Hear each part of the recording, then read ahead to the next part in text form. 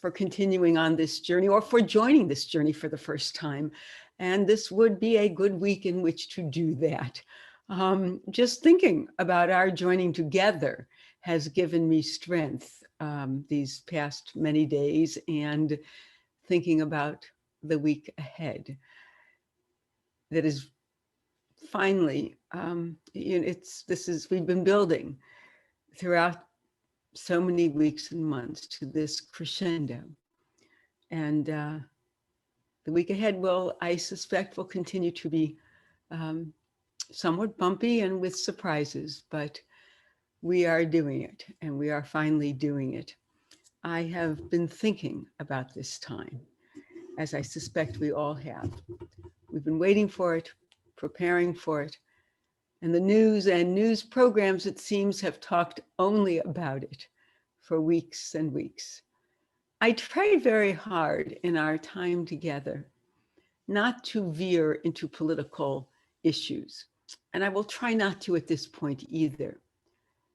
But this is the week of a presidential election, a unique presidential election, an unprecedented election in many ways. And the entire country, if not the world, is focused on what is happening here, on what each of us is empowered to do. I've been thinking about what Jewish tradition might offer us at this moment. This is, after all, an historic week, and we are an historic people. It is a time of choice, and our tradition has something powerful to say about making choices. Probably the most important directive, the most important command, really, of our entire tradition is that we are given the choice, articulated in the book of Deuteronomy, day by day, even minute by minute, between good and evil, blessing and curse, life and death. And we are commanded, choose life. While it is not always an easy task to determine what is the life-enhancing choice in any given situation, the goal is clear. Always, always choose life. That's what it means to be a Jew. This is, and will be for at least many days, if not longer, a time of not knowing, of uncertainty, of concern and anxiety. We are well practiced in those feelings and sensations.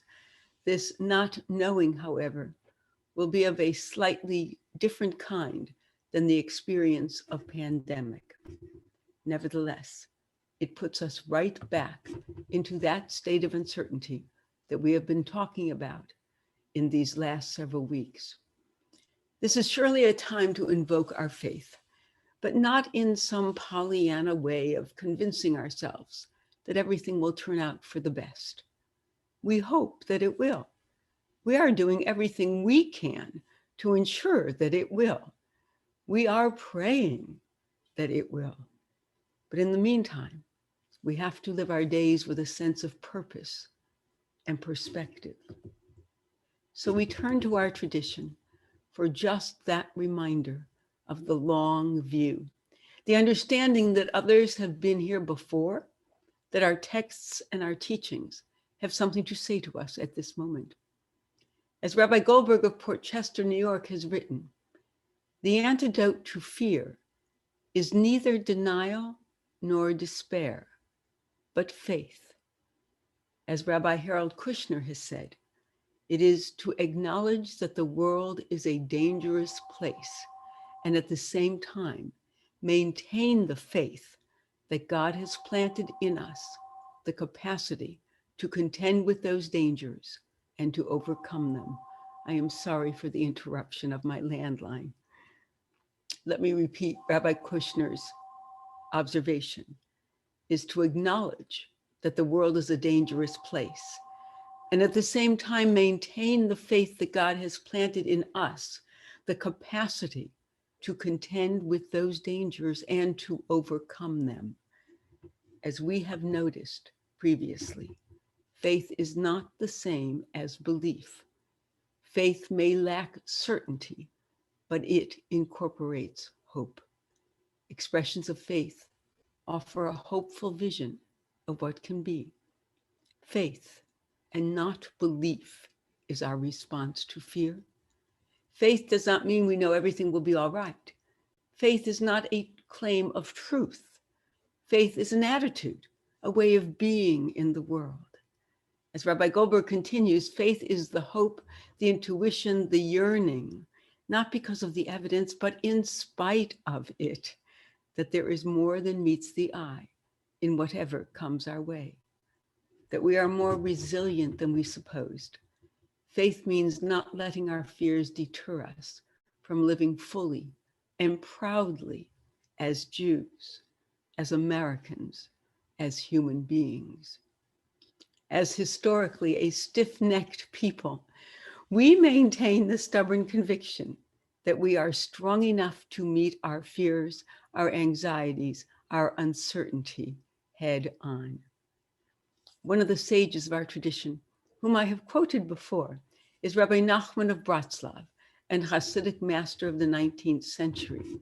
Many of us are familiar with the song based on his teaching. Kol ha'olam kulo keshetzar mod, keshetzar mod, keshetzar mod. And it goes on, v'ha'ikar. His original statement was, when a person must cross an exceedingly narrow bridge, the general principle and the essential thing is not to frighten yourself at all. Lo yit pached, do not make yourself afraid. The song says, do not be afraid, but his original formulation was, do not make yourself afraid. Do not turn yourself into your fear. As Rabbi Goldberg affirms, our spiritual task is not to never have fear. That is impossible. Our spiritual task is to feel our fear, but then cross that narrow bridge of life anyway, with faith, with courage, and with dignity. That is our task this week. As we wait, as we listen, as we shelter in place, as our minds play out countless scenarios, let us cross that bridge anyway. That has been our approach historically. We are the Ibra'i, the Hebrews of antiquity, in which they translated that word that became Ivri, the Hebrew. In its original intent, scholars believe it meant those who crossed boundaries, who traversed obstacles, who were not afraid to leave their dwellings and go to new destinations previously unknown to them.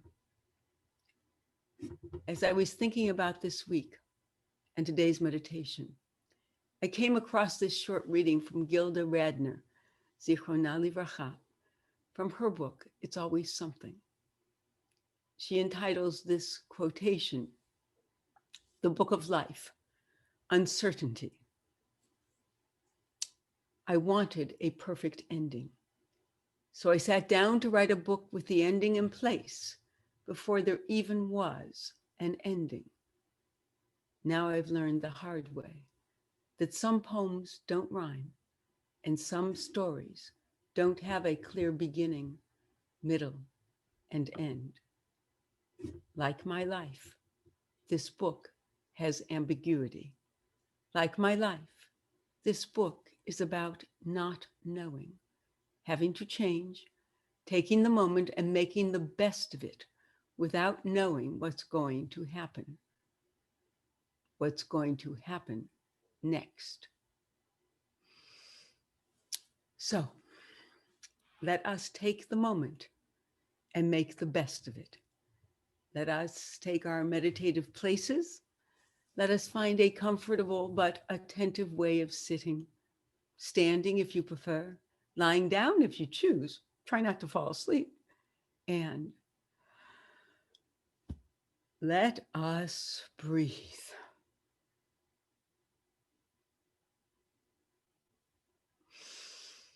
I feel almost like a television person who says, gosh, that feels like the first breath I've taken all week, and it does. And I'm not being, I'm not trying to make something up here.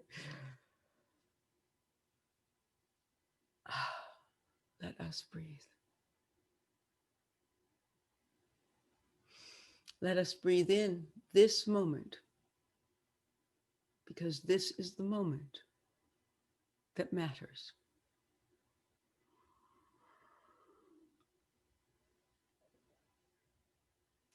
We fill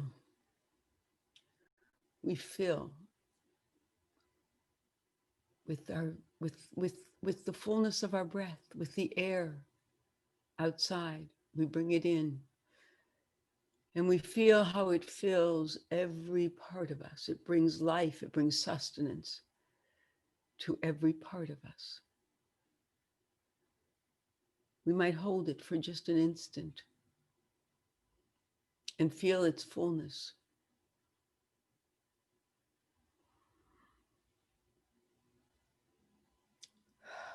And then we let it go. And as we let it go, let us let out some of the concerns, some of the worries, some of the preoccupations that have been occupying our minds for days, I'm quite sure, for weeks, for months. For right now, let us take this moment and make it one in which we clear our minds, particularly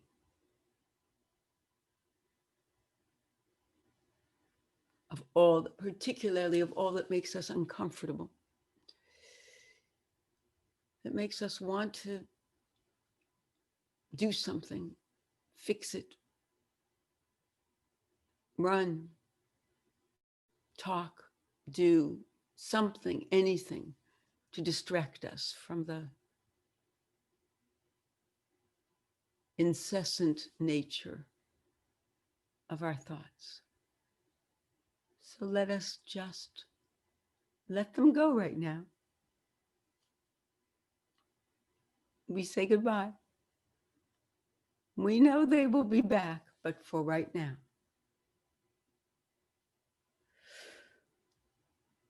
we let them go.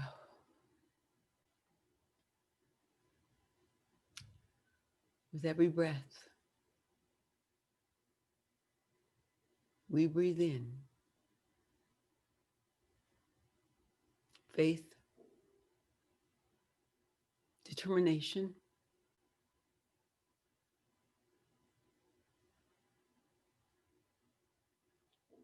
strength,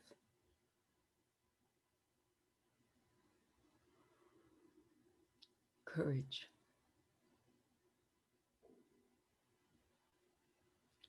And for these few moments together, every time we breathe out, let us send out on our breath the littlenesses of our minds, the things that catch us up. It's another way of saying our worries, our anxieties, our uncertainties. Let us send them away.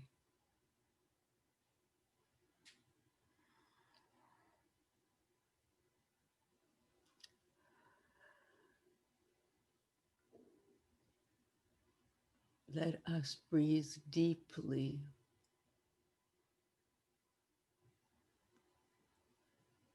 the life-sustaining feelings of hope.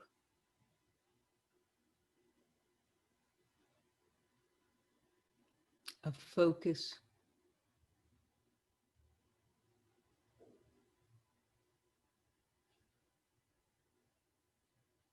of attentiveness,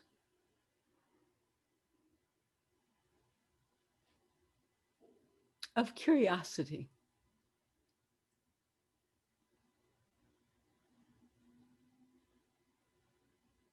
If we can regard the things that trouble us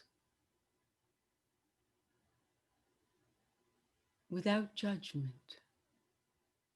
without saying, oh, stop already, or this does you no good, or why are you rehashing this again in your mind? If we could let go of all of those judgments, those self-critical, self-evaluative judgments, let us just let them go and be curious.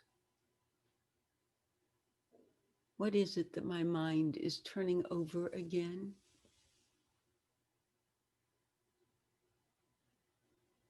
Why?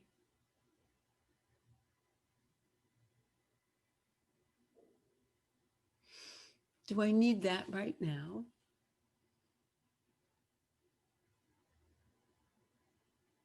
Might I be able to let it go for just a few moments?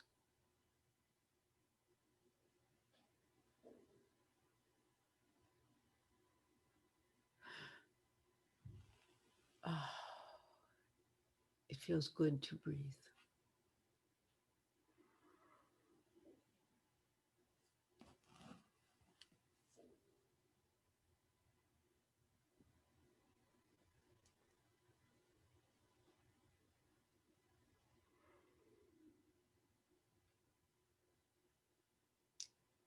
We need to remember this week to breathe.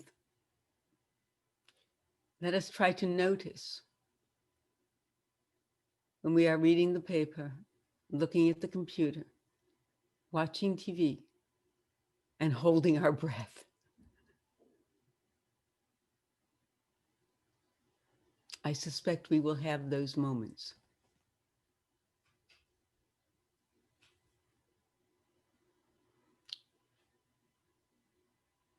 It would be really good if each of us at that, when we notice that, or just at regular intervals,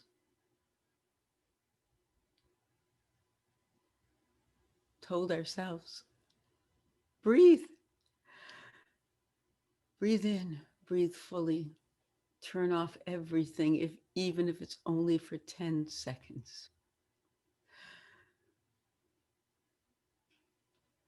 And let all of those tensions inside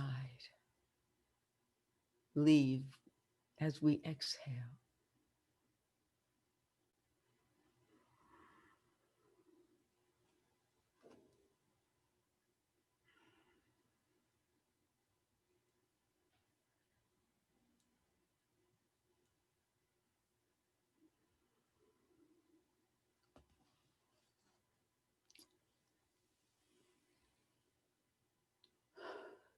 Let's take a few more deep breaths together.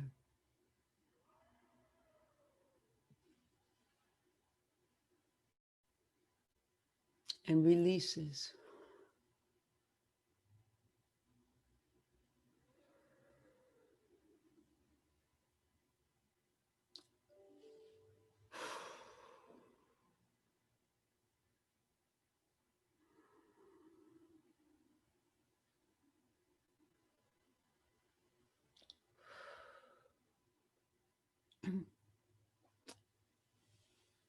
By way of an actual blessing to conclude our time together and to carry us into the week ahead.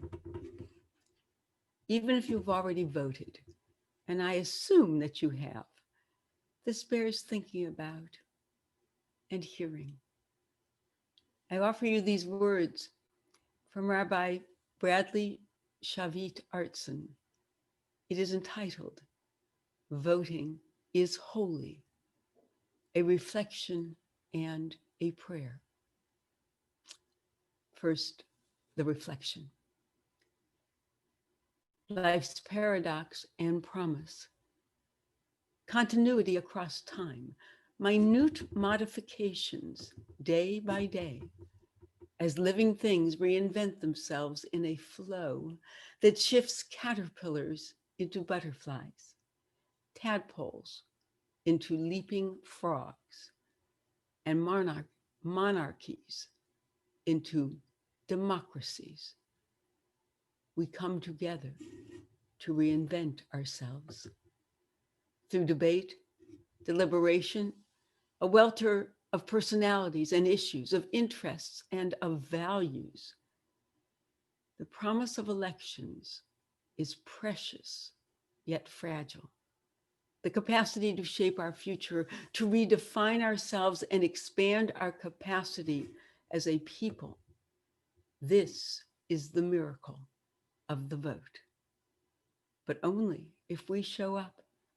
Only if we rise on the shoulders of the suffragettes who marched for this right, of African Americans who were beaten and burned, of immigrants who lined up for hours to leave their mark. We owe it to those who came before us and to our children's children. Casting a vote is a sacred deed, an expression of faith in tomorrow, in our neighbor's humanity, God's image in us all. A prayer. Holy One of blessing, grant us the perspective to cast our ballots wisely. Expand our vision to meet the needs of all rather than to shore up our own self-interest. Grant us wisdom to steward the planet, the land, and life, rather than to perpetuate the short-term plunder that recklessly endangers humanity and creation. Fortify your teaching that all people reflect the divine image and that we are commanded to maintain one law for ourselves and for each other. May this vote implement democracy's invitation to equality under law, with opportunity for all to thrive. May our vote advance your vision of a beloved community, flowing with your gifts of justice, compassion, and peace. May it be your will, and let us say, Amen. I pray that this will be a week of renewal, of devotion, of renewed commitment to the ideals of our country and the ideals of our faith. God bless. Until next time.